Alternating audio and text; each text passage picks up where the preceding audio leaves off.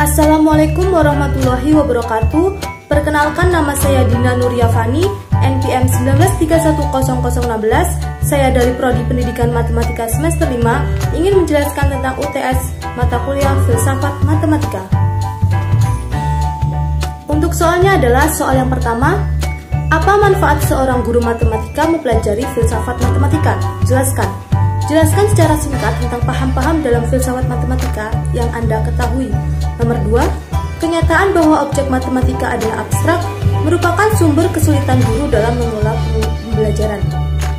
Sebagai guru matematika, bagaimana menurut saudara untuk mengantisipasi keadaan ini?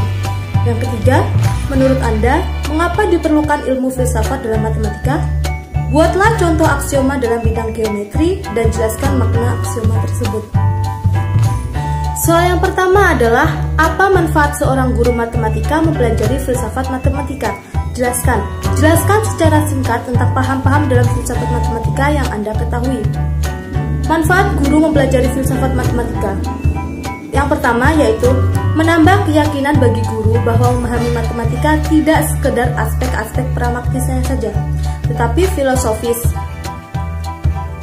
Pandangan guru terhadap apa sebenarnya matematika akan berdampak bagaimana seharusnya matematika dipelajari dan diajarkan, serta bagaimana cara mengajarkannya. Yang kedua, memberi apresiasi terhadap perkembangan dan pemikiran-pemikiran dalam matematika. Mempelajari apa sebenarnya matematika merupakan apresiasi terhadap matematika sebagai buah budi dan karya manusia dari tahun ke tahun, maupun dari peradaban ke peradaban. Manfaat matematika di zaman teknologi dan informasi saat ini berkembang adalah akibat perbedaan-perbedaan pandangan ahli masa lalu. Matematika adalah peradaban universal yang tidak diperuntukkan suatu kelompok atau masa tertentu.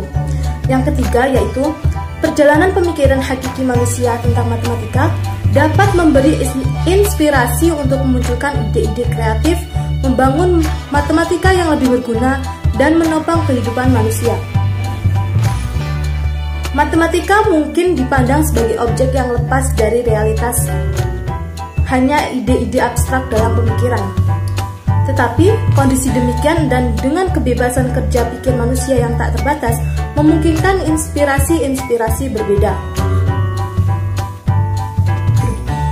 Memunculkan inspirasi-inspirasi berbeda berkembang.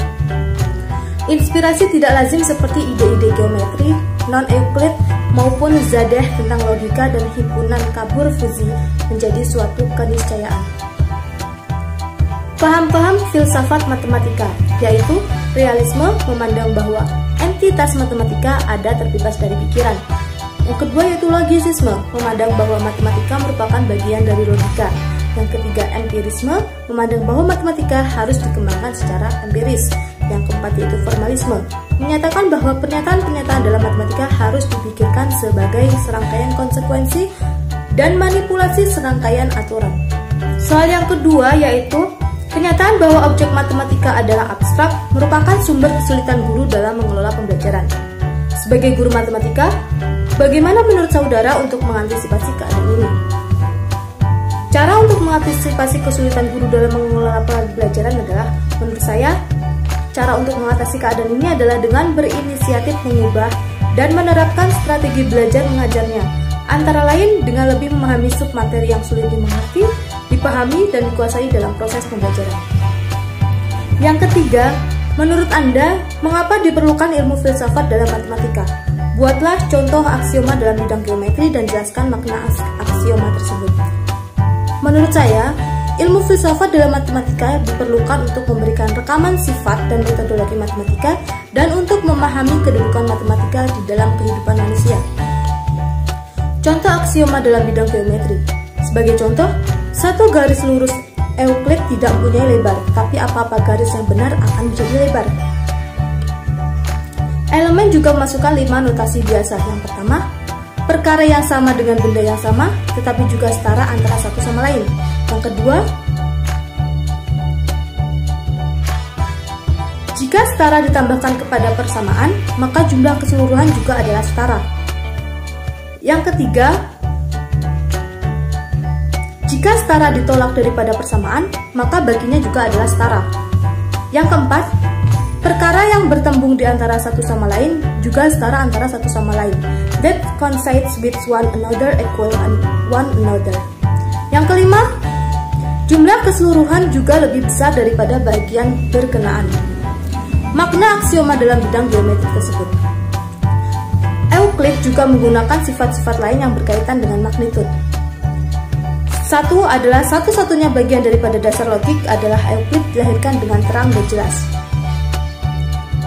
2 dan 3 adalah prinsip-prinsip aritmatik. Perhatikan bahwa makna-makna tambah dan tolak di dalam konteks geometri asli ini telah diberi sama seperti diambil. 1 hingga 4 cara takrifan mempunyai persamaan, yang mana boleh juga diambil sebagai bagian pendasaran logik atau sebagai satu keperluan hubungan kesetaraan, seperti pertembangan. Definisi yang sangat teliti. Kelima adalah satu prinsip moreologi, keseluruhan, sebagian dan bagi, memerlukan kearifan yang tepat. Terima kasih, itu tadi penjelasan dari saya. Kurang lebihnya saya minta maaf, saya akhiri. Wassalamualaikum warahmatullahi wabarakatuh.